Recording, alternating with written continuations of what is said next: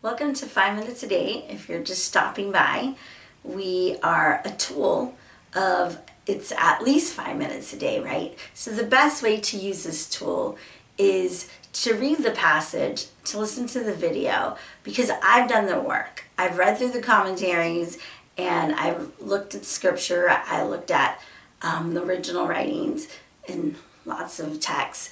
And so I've done the work for us. So then you can listen to the video and maybe gain insight on this text that you hadn't seen before.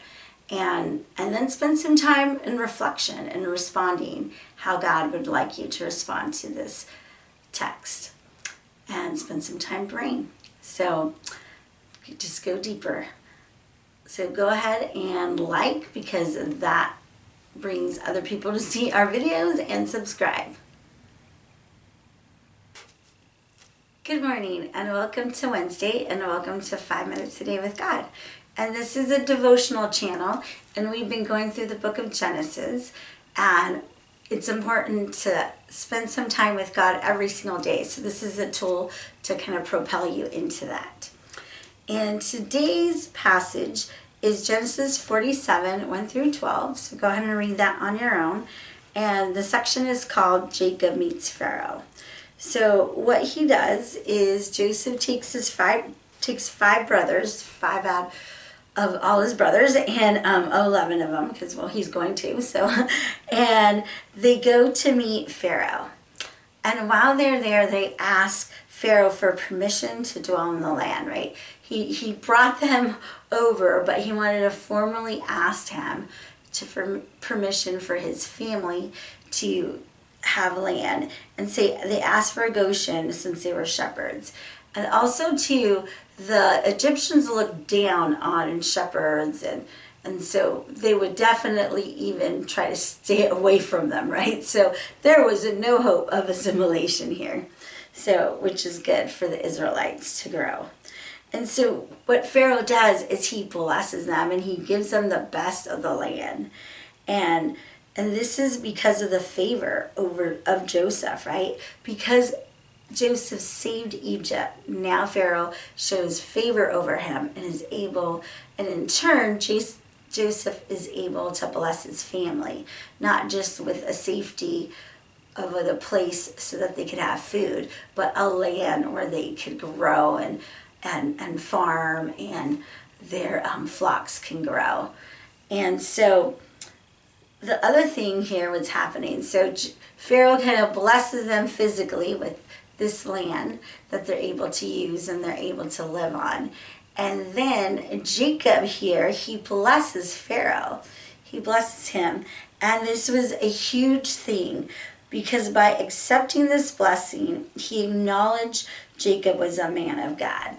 And so think about it for a moment. So the reason why the Egyptians segregated themselves from other people, that they wouldn't intermarry, is they believed that the Egyptians descended from gods. And so, of course, they couldn't defile themselves with mere mortals.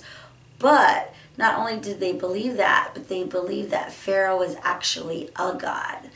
So that shows kind of a humility on Pharaoh for accepting this and showing how favored that Joseph was and his family for being willing to accept this blessing, right? So it could have easily gone wrong, said, I'm a god, you submit to me and to my reign. And so they settled in Goshen, and Joseph was able to provide for his family. Think about that. And this is a testimony again of God's work through Joseph's wise preparation. Right? It wasn't just, Joseph just didn't interpret the dream, but it was the wisdom that God gave him to plan ahead, right? Someone else could have said, oh, well, live good for 7 years, guys. We're all dying, right? And the way he got actively involved, not just had the plan, but he was actively involved in putting the food into storehouses, and then the way he was able to sell the food. And we'll see a little bit about that. And just Joseph's managing, being very prudent, is actually saving so many different people. So I just want you to think about it for a moment. The resources and the skills that God has given you, do you use it just for yourself, or do you use it to bless other people? Right? Joseph could have said, oh, well, family, go back to Canaan and die, because, he could have showed bitterness, but he showed forgiveness, and he was able to save them and physically bring them to a place where they can have land and have food.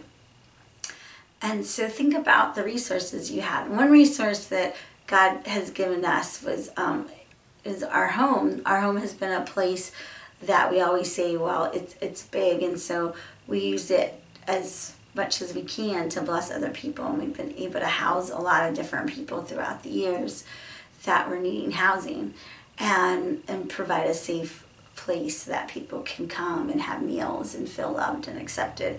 So think about, what resources do you have that you're able to, or what wisdom and skills that you have to bless other people. So think about that today. All right, have a good day, and remember, 5 minutes in the Word can change your life.